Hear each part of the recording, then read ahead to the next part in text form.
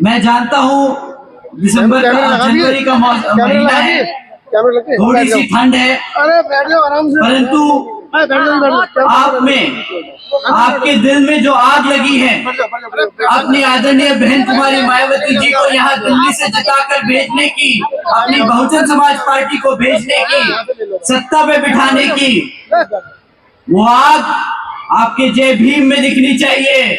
मैं फिर से आपसे कहता हूँ, जय भीम, जय भीम। साथियों, आज यहाँ दिल्ली प्रदेश की कुंडली विधानसभा में मौजूद मेरी सभी माताएं, बहनें, बड़े बुजुर्गों के साथ साथ आज यहाँ इतनी बड़ी संख्या में शामिल हुए सभी युवा साथियों, जिन्होंने अपने दिन में से कीमती समय निकालकर हम सबको सुनने आए, आप सभी का मैं तहे दिल से धन्यवाद करता हूँ। और आज इस विशाल चुनावी जनसभा को सफल बनाने के लिए जो हमारे बसपा के सभी पदाधिकारी एवं नेतागण, जिसमें खासकर श्री धर्मपाल सिंह अशोक जी, श्री नितिन सिंह जी, श्री लक्ष्मण सिंह जी, श्री सतीश कुमार जी, डॉक्टर बालाजी, श्री शंकर लाल जी, श्री दिनेश जी, और उनके साथ साथ हमारे पार्टी के, हमारे मूवमेंट की जान, हमारे सभी मेहनतकश कार्यकर्ताओं ने जो मेहनत करते आए, आप सभी का भी मैं तहे दिल से धन्यवाद और आभार प्रकट करता हूं।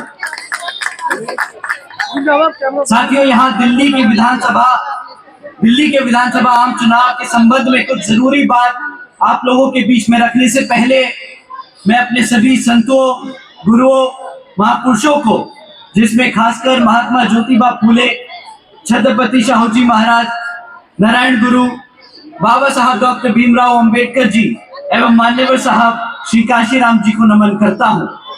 साथ ही मैं बहुजन समाज पार्टी की राष्ट्रीय अध्यक्ष, मैं उत्तर प्रदेश की 4 बार रही मुख्यमंत्री व पूर्व सांसद आदरणीय बहन जी के नाम से लोकप्रिय बहन कुमारी मायावती जी को भी पूरे तहे दिल से आभार प्रकट करता हूं।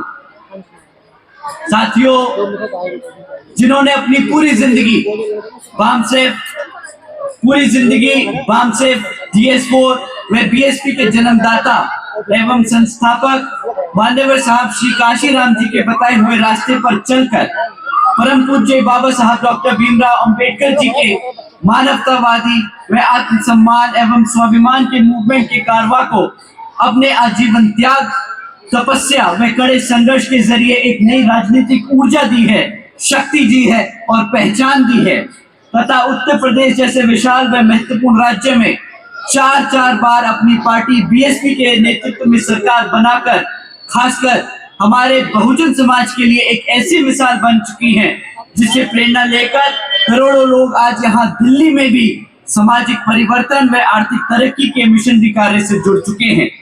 इतना ही नहीं, बल्कि मैं खुद भी उनके इस नेतृत्व से प्रभावित होकर BSP मूवमेंट से जुड़ा हूं और उनके पथ चिन्हों पर चलकर इस मिशनरी दायित्व व कर्तव्य व फर्ज को अपनी आखिरी सांस तक निभाने की पूरी कोशिश करता रहूंगा।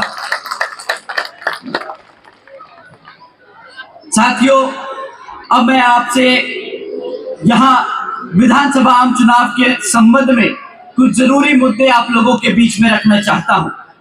साथियों, पिछले 11 सालों से यहाँ दिल्ली प्रदेश में आम आदमी पार्टी की सरकार चल रही है, परंतु आज भी दिल्ली की हालत वैसी ही है जैसे आज से 11 साल पहले थी, जब आम आदमी पार्टी सत्ता में जीतकर यहाँ दिल्ली में आई थी।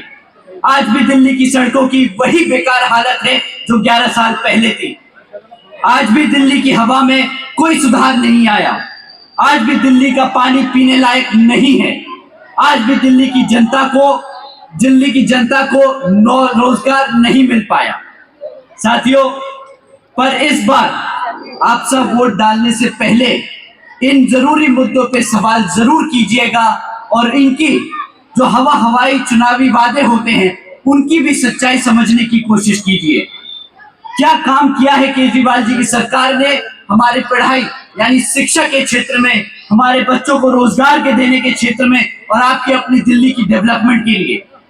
मैं यहाँ बैठे सभी से पूछना चाहूंगा, क्या क्या मिला आप लोगों को आपके बच्चों को शिक्षा के नाम पे? केजरीवाल जी की सरकार के चलते हुए पिछले 11 सालों में यहाँ इनकी सरकार ने सिर्फ आपकी आंखों में धूल झोंकने के अलावा और कुछ नहीं किया।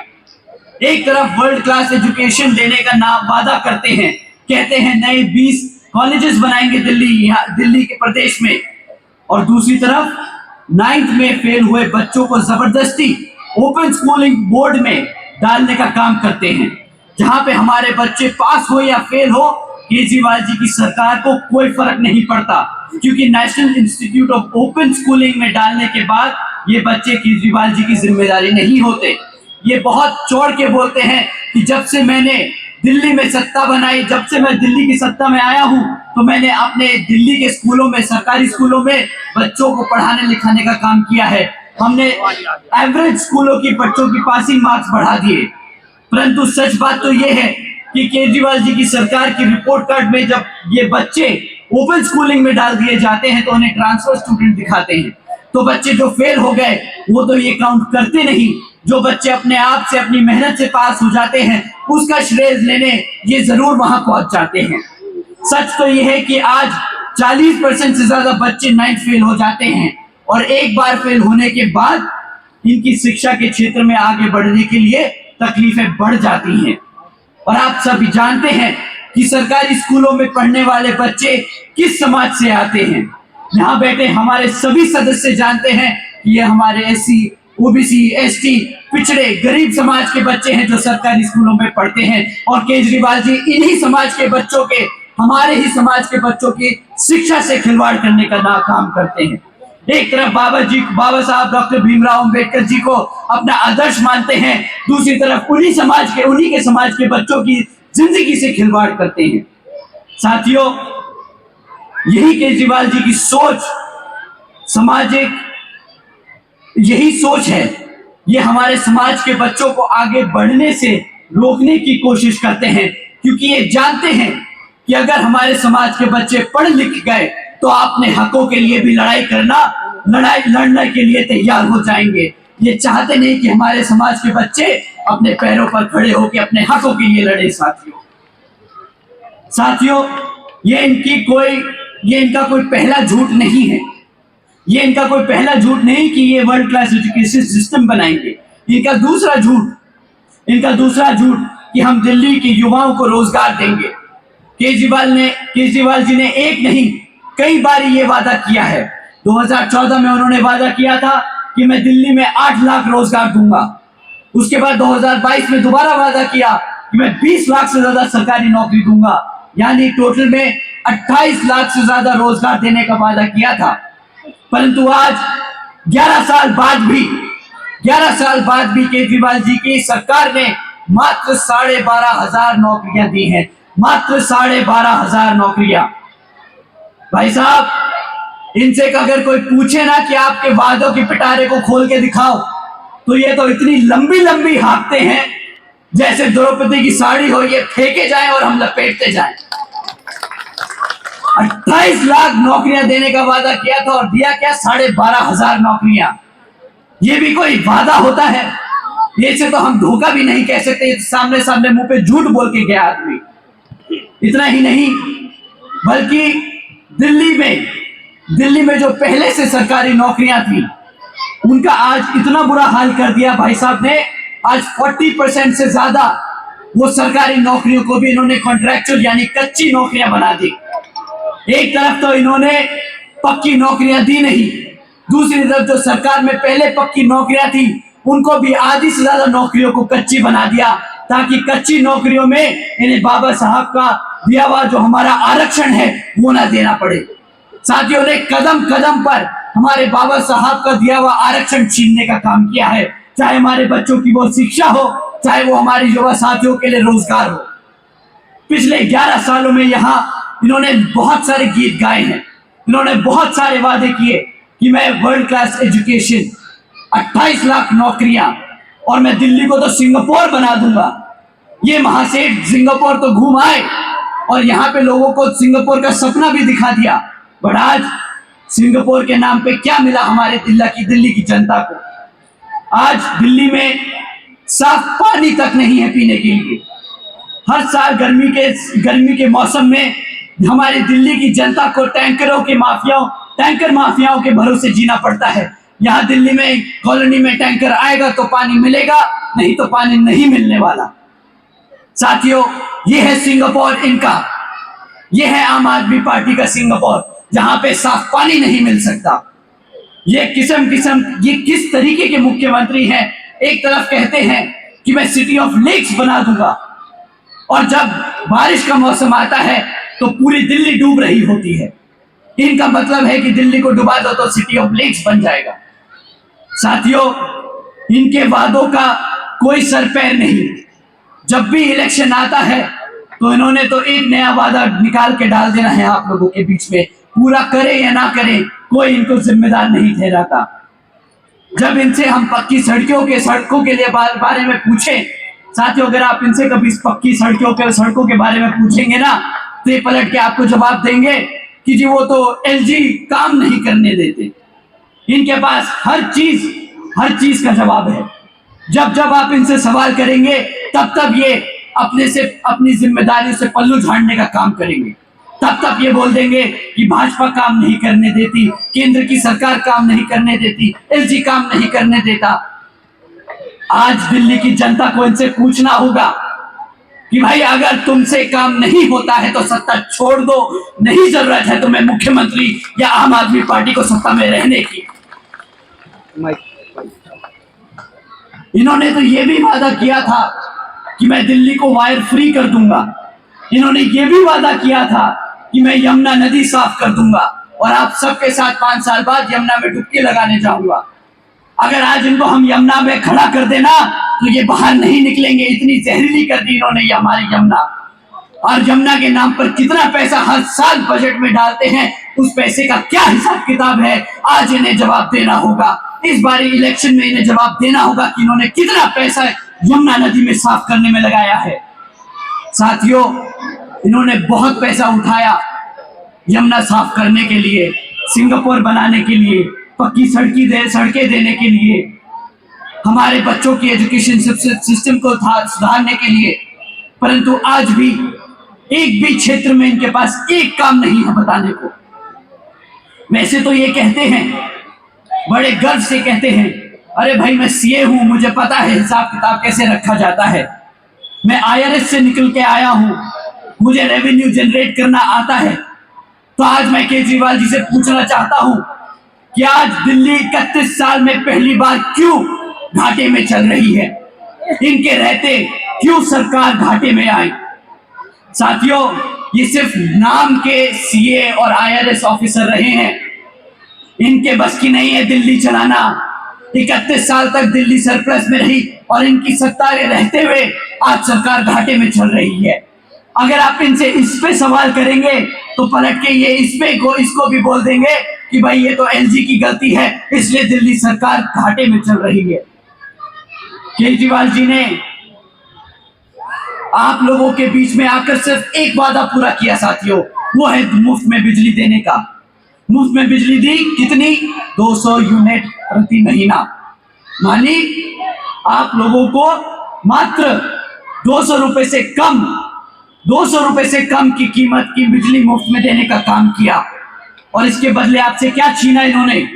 आपने 200 यूनिट जो बिजली मुफ्त में ली, उसके एवज में आपने क्या कीमत चुकाई, आज आप समझ लीजिए साथियों। आपने शिक्षा गवाई, आपने साफ पानी गवाया, आपने साफ हवा गवाई, आपने अपनी नौकरियां गवाई और आपने अपनी यमुना नदी गवाई। साथियों, ना मिल पाया हमारे समाज को कोई एससी या ओबीसी का कोई महत्वपूर्ण नेता इस सरकार से। आपने ये सब गवाया है।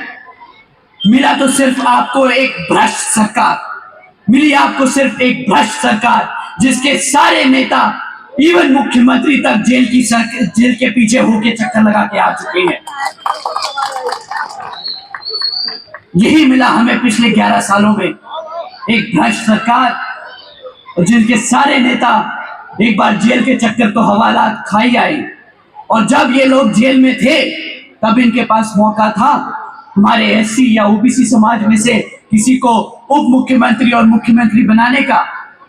परंतु जब दोनों डिप्टी चीफ मिनिस्टर और चीफ मिनिस्टर जेल गए तो ये अपने आप को जो बड़ा बाबा साहब का समर्थक बताते हैं, आदर्श मानते हैं जिन्हें, तो उन्हें क्यों नहीं हमारे एससी या ओबीसी समाज से सीएम बनाया।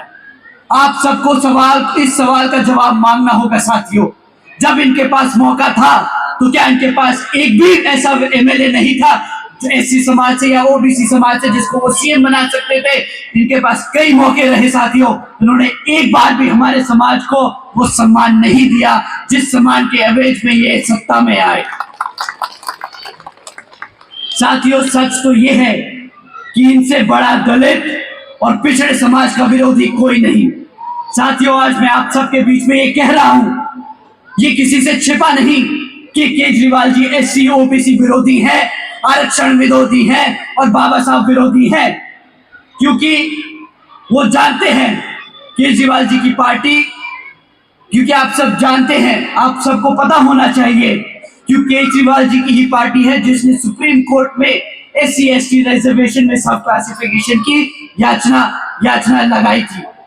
साथियों, मैं फिर से कह रहा हूं, केजरीवाल जी एससी ओबीसी विरोधी हैं, आरक्षण विरोधी हैं और बाबा साहब विरोधी हैं। साथियों, अगर आम आदमी पार्टी का ये हाल है तो बीजेपी और कांग्रेस दूर नहीं। बीजेपी और कांग्रेस भी मैदान में है, परंतु आप इनके झूठे वादों से सावधान रहिएगा। बीजेपी और कांग्रेस दोनों की सरकारें कई राज्यों में चल रही हैं, और अगर आप इनसे इनका काम पूछेंगे तो दोनों ही पार्टियों के पास आपको बताने के लिए एक भी काम नहीं होगा। ये आपको बताएंगे तो क्या बताएंगे कि हमसे मुफ्त में राशन ले लो, हमसे मुफ्त में बिजली ले लो, हमसे मुफ्त में सहयोग ले लो, पर कभी भी आपको मुफ्त में शिक्षा नहीं देंगे, कभी भी आपके बच्चों को रोजगार नहीं देंगे। केंद्र की भाजपा की सरकार में यहाँ तक कि केंद्र की भाजपा की सरकार को भी जे कॉलोनी की चुनाव के दौरान ही याद आई। पिछले 5 साल से कहां थे ये जे कॉलोनी के लोगों के लिए फ्लैट। अभी 2 दिन पहले आदरणीय प्रधानमंत्री जी जे कॉलोनी के सभी लोगों को फ्लैट की चाबियां दे रहे हैं। 5 साल से कहां थे आदरणीय प्रधानमंत्री जी? क्यों हमारी जनता पिछले 11 साल से झुग्गी झोपड़ियों में नहीं रह रही? तब नहीं दिखे ये लोग, तब प्रधानमंत्री जी को नहीं दिखे कि हमारे लोग कैसे झुग्गी झोपड़ियों में अपना दिन काट रहे हैं। आज जब चुनाव सर पर है तो इन्हें हमारे समाज की याद आ रही है, तब इन्हें जे कॉलोनियां दिख रही हैं, तब इन्हें दिख रहा है कि हमारा समाज कैसे झुग्गी झोपड़ियों में रह रहा है, तो इन्हें फ्लैट दे दिए जाए। साथियों, ये खुलेआम रिश्वत देने का काम कर रहे हैं। ऐसे लोगों की बातों में, ऐसे झूठे वादों में आप लोग मत फंसना। साथियों, इतना ही नहीं, कांग्रेस की बात करनी बेकार है। आज बीजेपी के लिए तो मैं 2 शब्द बोल भी सकता हूं, कांग्रेस के लिए तो वो भी बोलना बेकार है, क्योंकि कांग्रेस के जो 2 भाई बहन हैं, ये दोनों जोड़े निकलकर फैशन खेलने से तो इन्हें फुर्सत मिलती नहीं। पार्लियामेंट में जाके नीली टी-शर्ट नीली साड़ी पहन के नाटक पूरा कर लेते हैं। जिन राज्यों में इनकी सरकारें चल रही हैं, ये वहां तो हमारे समाज को आज तक सम्मान तो दे नहीं पाए। आज यहां पर जब दिल्ली की चुनाव सर पर है तो इन्हें फैशन खेलना है। साथियों, इन पे और 2 शब्द बोलूंगा तो वो भी जाए होंगे मेरे 2 शब्द। ये दोनों ही पार्टियां एक ही सिक्के के 2 पहलू हैं साथियों। ये दोनों ही पार्टियों ने हमारे बाबा साहब का सम्मान नहीं किया। कांग्रेस ने केंद्र में रहते हुए कभी हमारे बाबा साहब को सम्मान नहीं दिया, और बीजेपी ने पूरे देश में आग लगा दी थी। ये आप सब जानते हैं कि बीजेपी ने पूरे देश में आग लगा दी थी जब आदरणीय बहन कुमारी मायावती जी और मान्यवर साहब श्री कांशीराम जी के संघर्षों से बीएसपी ने बाबा साहब को भारत रत्न दिलाया था। आप सब जानते हैं साथियों। मैं आप लोगों के बीच में ये इसलिए कह रहा हूं क्योंकि मैं जानता हूं कि ना हमारा समाज ये भूला है और ना हमारा समाज ये कभी आप सबको भूलने देगा कि इन लोगों ने हमारे बाबा साहब को कभी आदर सम्मान नहीं दिया। एक तरफ ये आम आदमी पार्टी, बीजेपी और कांग्रेस जैसी पार्टियां हैं जो हमारे समाज को दबा के रखना चाहती हैं, और दूसरी तरफ आपकी अपनी बीएसपी है जो आपके हमारे समाज के साथ साथ सभी गरीबों, शोषितों, वंचितों और पिछड़े समाज के सम्मान दिलाकर उनको एक सम्मानजनक जिंदगी देना चाहती है। आदरणीय बहन कुमारी मायावती जी के नेतृत्व में बीएसपी ने कभी भी कोई हवाई वादे नहीं किए साथियों। आदरणीय बहन जी ने हमेशा काम करके दिखाया है। जैसे आदरणीय बहन कुमारी मायावती जी ने सावित्रीबाई फुले बालिका शिक्षा योजना चलवाई थी, जिसके तहत 7 लाख से ज्यादा बच्चों को 12वीं तक की शिक्षा मुफ्त में देने का काम किया था, जिसके तहत 600 करोड़ से ज्यादा की लागत इन बच्चों पर खर्चने का काम किया और इनको एक पढ़ा लिखा कर उज्जवल भविष्य देने का काम किया था।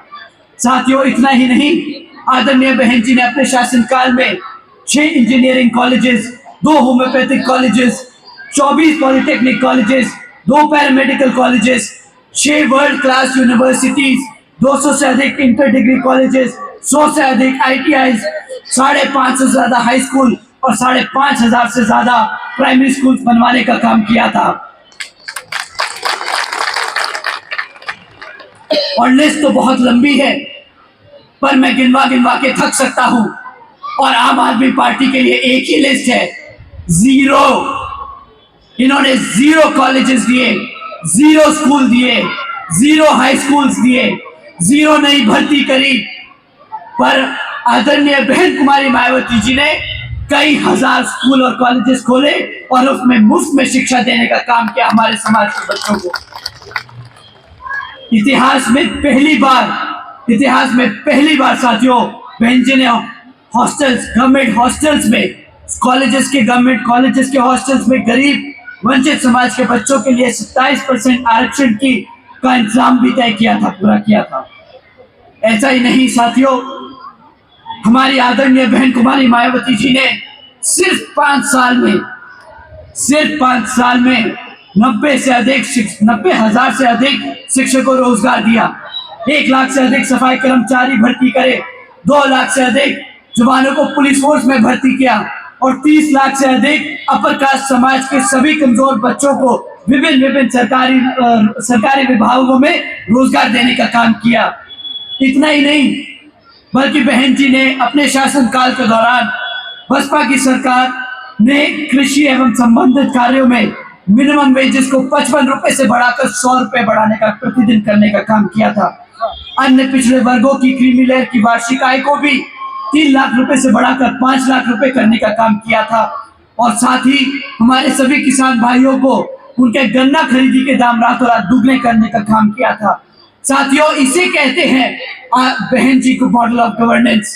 साथियों, इसी गवर्नेंस मॉडल के तहत चलकर जब आप यहाँ पर दिल्ली में अपनी सरकार बनाएंगे, तो यहाँ पर भी दिल्ली की सरकार इसी गवर्नेंस मॉडल के तहत चलकर हमारे सभी माताएं, बहनें, हमारे सभी बड़े बुजुर्ग और हमारे सभी युवा साथियों का ध्यान रखेगी, उनको पूरा आदर सम्मान देगी, उनको रोजगार देगी, उनको मेहनत करने का मौका देगी, काम करने का मौका देगी और एक इज्जतदार जिंदगी जीने का मौका देगी। साथियों, एक तरफ ये आम आदमी पार्टी, बीजेपी, कांग्रेस आपको मुफ्त में राशन देती है, जिसके तहत आपके बच्चों को गुलाम यानी नालायक बनाने का काम करती है। अगर मेरा बच्चा पढ़ेगा नहीं, लिखेगा नहीं, कमा नहीं पाएगा और इनकी सब्सिडियों पे जिएगा, तो वो नाकाबिल ही बनेगा। ये हमारे समाज को नाकाबिल बनाने की कोशिश कर रहे हैं ताकि हमारे समाज के बच्चे जिंदगी भर इनके सामने हाथ फैलाते रहें। परंतु साथियों, आदरणीय बहन कुमारी मायावती जी ये होने नहीं देंगी।